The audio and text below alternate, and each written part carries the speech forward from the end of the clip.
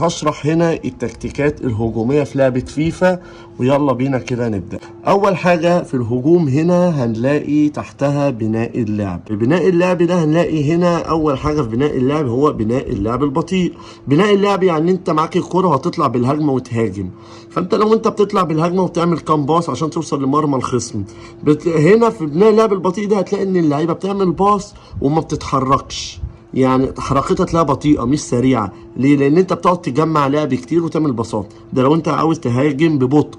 خلاص، لو اخترنا بناء لعب سريع هتلاقي ان اللعيبه بتباصي بسرعه بشكل عمودي، انها رايحه على المرمى على طول. يعني انت مثلا هتحتاج 3 4 باصات عشان توصل لتلت ملعب الخصم. لو بناء لعب بطيء هتحتاج اكتر من 17 18 تمريره. خلاص، ده بناء اللعب السريع.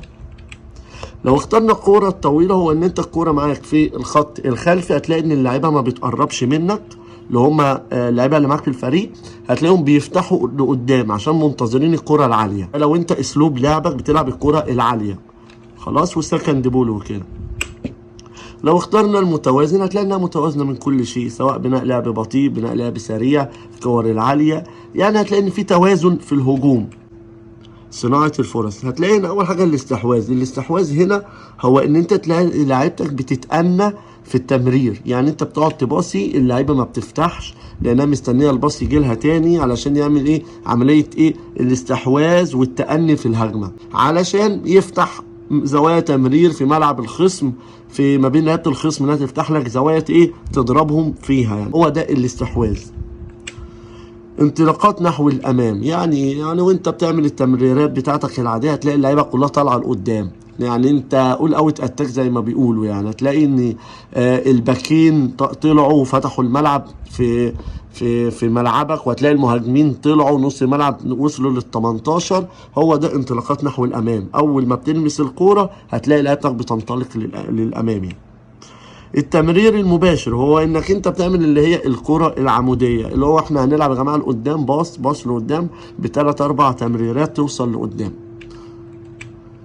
والمتوازن كذلك في صناعة الفرص هو انك انت تلاقي الاستحواذ نص نص، وتلاقي ان الانطلاقات للامام بدل ما اللعيبة كلها تطلع للامام هتلاقي مثلا كام لاعب غير المهاجمين، فبالتالي هتلاقي توازن في كل حاجة. الانتشار هتلاقي ان لعيبتك هنا لو احنا قللنا الانتشار هتلاقي ان لعيبتك بتدخل للعمق. طيب هتعملها امتى؟ بتحب تهاجم من العمق، فانت هتعمل ايه؟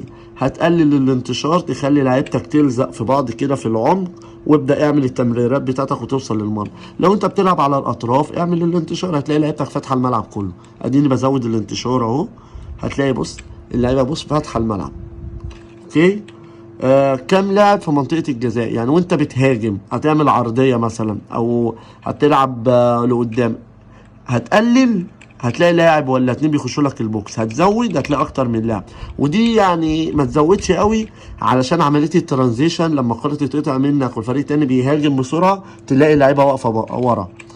الركنيات عايز كام لاعب يبقى في الركنية، يا تزود يا تقلل. اوكي، الركلات الحرة كذلك زي الركنيات، يا تزود لعيبة يا تقلل.